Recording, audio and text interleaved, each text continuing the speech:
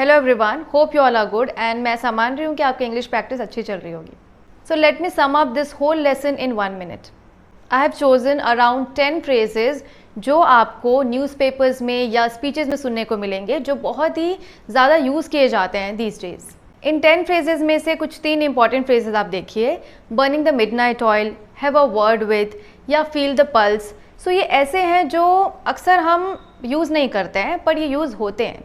Please don't skip the video here, क्योंकि मैं आपको एक रियल लाइफ एग्जाम्पल देने वाली हूँ कि अगर आप इन फ्रेजेस को नहीं समझते हैं या आपको नहीं पता होता है तो आपको थोड़ी तकलीफ हो सकती है. Let's assume you got your dream job in your dream company, okay? And you and your colleague are talking to each other. And one of your colleague comes and interrupts you and says, "Can I have a word with you?" And the moment you listen, "Can I have a word with you?" your face shouldn't go blank. तो अगर आपको पता होगा कि इसका मतलब क्या होता है तो आप अच्छी तरीके से रिस्पॉन्ड कर पाएंगे. और नहीं पता होगा तो आपका फेस ब्लैंक हो जाएगा, आपको समझ में नहीं आएगा कि सामने वाला कहना क्या चाहता है. अब यहाँ पे वो सिंपल इंग्लिश भी बोल सकता है, can I talk to you, पर बिजनेस में, कंपनीज़ में या अगर एडवांस इंग्लिश की बात करें तो थोड़ा ज़्यादा अच्छे से इडियम्स एंड फ्रेजेस का यूज़ होने लगा है. इसीलिए वो थोड़ा एडवांस इंग्लिश यूज़ करते हैं और बोलते हैं can I have a word with you. वैसे इतना टफ भी नहीं है, अगर आप सुन रहे हैं तो आपको समझ में आ गया होगा कि इसका मतलब क्या होता है. सो आप इस एग्जाम्पल से समझ ही गए होंगे कि कोई भी ईडियम, फ्रेज या फ्रेजल वर्ब होते हैं वो अभी, ठीक है, प्रेजेंट टाइम्स में क्यों इंपॉर्टेंट है किसी भी एक लर्नर के लिए. सो ऐसे ही मैं 10 फ्रेजेस जो बहुत ही कॉमनली यूज़ किए जाते हैं वो आपको इस लेसन में बताने वाली हूँ. मैंने पास्ट, प्रेजेंट सबको लेकर एक एक एग्जाम्पल दिया है. सो मैं आपसे रिक्वेस्ट करना चाहूँगी कि please watch the video till the end, बीच में स्किप मत करिएगा, अदरवाइज़ आपको समझ में नहीं आएंगी चीज़ें. एंड कोशिश कीजिए at the last of the video आप जितने भी 10 फ्रेजेज हैं उनको कंपाइल करके उसका सेंटेंस बना के कॉमेंट सेक्शंस में रिप्लाई कीजिए. जो भी आप सीखते हैं उसका सेंटेंस बनाते हैं तो आपको वो लॉन्ग टाइम तक रिमेंबर रहता है और आप उसका अच्छे से यूज़ कर पाते हैं. एंड यहाँ पे मैं आपका 1 मिनट लेना चाहूँगी. अगर आप कम प्राइसेस पे जो गियर्स में यूट्यूब के वीडियोस बनाने में यूज़ करती हूँ वो चाहते हैं तो अमेज़ॉन पे मैंने लिंक दे रखा है, वहाँ से जाकर आप परचेस कर सकते हैं. So without taking much of your time, let's get started.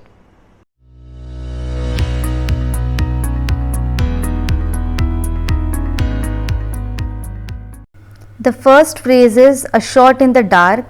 इसका मतलब होता है अंदाज़ा लगाना, जिसे हम गेस भी कहते हैं. या हम बोल सकते हैं अंधेरे में तीर लगाना या अंधेरे में तीर मारना.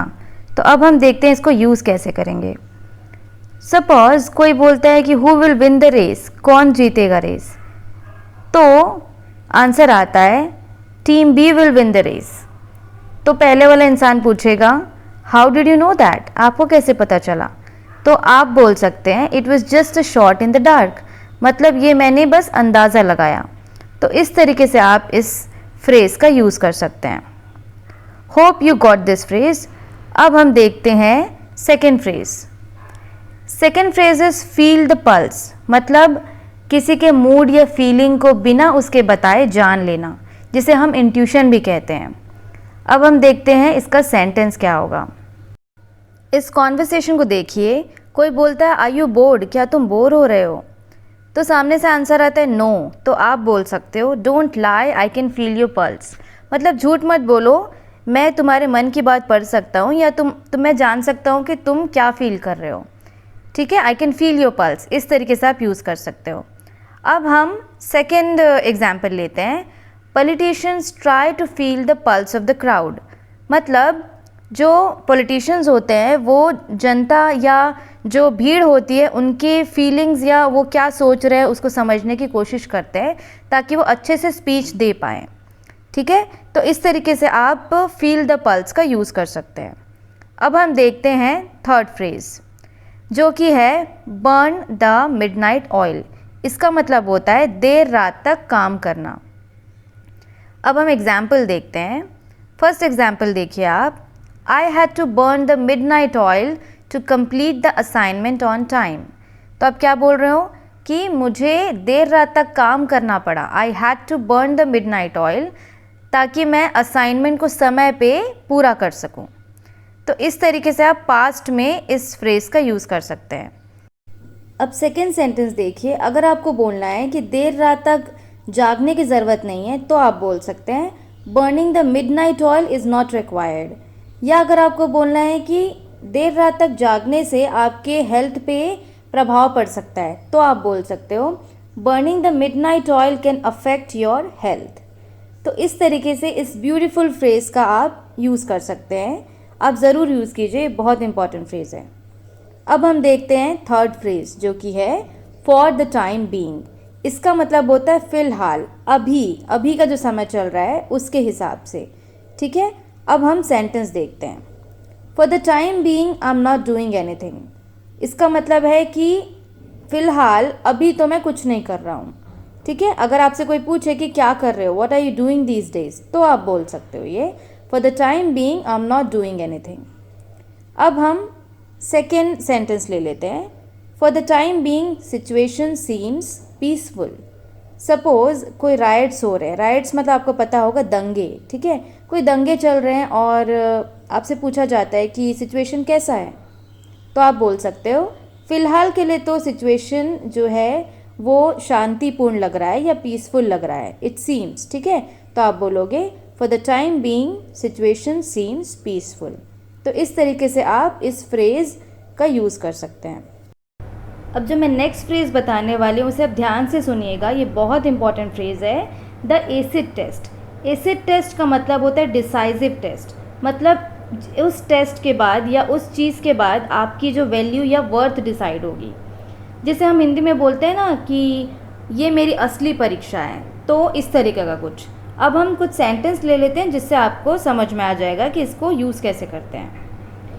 देखिए जैसे कि यहाँ पे लिखा है bad times are acid test for true friends. तो जब बुरा समय आता है तभी पता चलता है कि सच में वो अच्छे दोस्त हैं कि नहीं। तो बैड टाइम्स क्या है, एसिड टेस्ट हैं ट्रू फ्रेंड्स के लिए। ठीक है, तो इस तरीके से आप यूज़ कर सकते हैं। अब सेकेंड एग्जाम्पल देखिए, you did well in the weekly test but final exams will be your acid test. तो वीक में तो टेस्ट होते रहते हैं, वो इम्पोर्टेंस जो है नहीं रखते हैं। जो आपकी वर्थ डिसाइड करेगा या आपके टोटल मार्क्स डिसाइड करेगा वो फाइनल एग्ज़ाम है कि आप पास होंगे या नहीं होंगे। सो फाइनल एग्ज़ाम क्या होगा, आपका एसिड टेस्ट होगा। होप ये आपको क्लियर होगा। अब एक और एग्जाम्पल लेते हैं, acid test for a politician is whether he can resist bribe. ठीक है, ब्राइब मतलब घूस।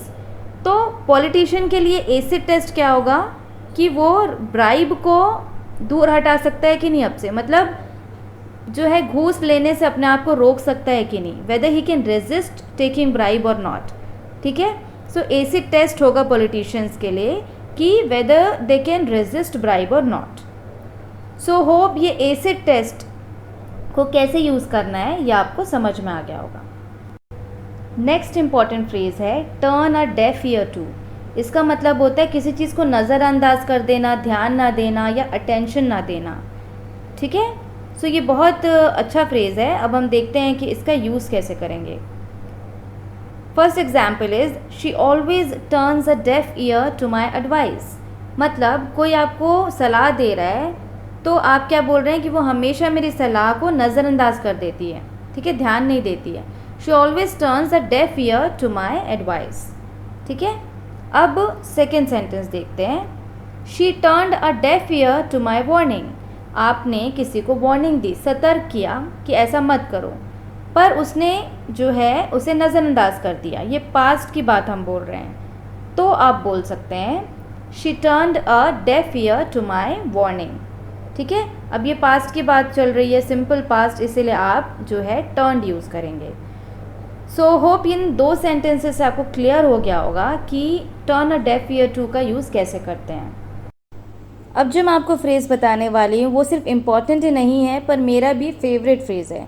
सो इस फ्रेज़ को बोलते हैं speak highly of. Speak highly of मतलब किसी की बहुत ज़्यादा तारीफ़ करना, बढ़ा चढ़ाकर तारीफ़ करना। ठीक है, सो उसको बोलेंगे आप स्पीक हाईली ऑफ। अब हम देखते हैं इसका सेंटेंस कैसे बनाएंगे। आप स्क्रीन पर देखिए, she spoke highly of the food in this hotel but it's not that good. तो आप क्या बोल रहे हो कि उसने तो बहुत ही ज़्यादा तारीफ़ की थी, she spoke highly of the food, इस खाने की, इस होटल के खाने की बहुत तारीफ़ की थी बट उतना अच्छा नहीं है। ठीक है, तो आप क्या बोल रहे हैं, but it's not that good. ठीक है, तो इस तरीके से आप यूज़ कर सकते हैं। अब इस एग्जाम्पल को देखिए, parents speak highly of their children. जो पेरेंट्स होते हैं वो अपने बच्चों की बहुत ज़्यादा तारीफ़ करते हैं, ठीक है। तो ऐसा अक्सर होता है कि पेरेंट्स जो हैं बढ़ा चढ़ा कर तारीफ़ करते ही है, चाहे उनका बच्चा कैसा भी हो। तो आप बोल सकते हैं कि parents speak highly of their children, मतलब बहुत ज़्यादा तारीफ़ करते हैं। सो होप इस स्पीक हाईली ऑफ को आप अपनी डे टू डे लाइफ में यूज़ करेंगे, ये बहुत अच्छा फ्रेज़ है। अब हम चलते हैं नेक्स्ट इम्पॉर्टेंट फ्रेज़ में, जो कि है मेक अप वंस माइंड। इसका मतलब होता है मन बनाना या इरादा या संकल्प करना, ठीक है, कोई डिसीजन लेना। तो ये एक बहुत ही यूज्ड फ्रेज़ है, तो इसको आप ध्यान से सुनिएगा। I have made up my mind I am going to Shimla this summer vacation. तो आप क्या बोल रहे हो, मैंने अपना मन बना लिया है। आई have made up my mind कि मैं तो इस समर वेकेशन में कहाँ जाने वाला हूँ, शिमला घूमने जाने वाला हूँ, ठीक है।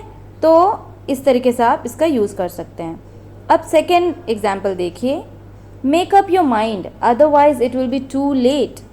तो आप किसी को बोल रहे हैं कि मन बनाओ, जल्दी से डिसीजन लो, नहीं तो बहुत लेट हो जाएगा। Make up your mind otherwise, नहीं तो it will be too late, ठीक है। तो इस तरीके से आप स्टार्टिंग में भी इसका यूज़ कर सकते हैं किसी सेंटेंस के।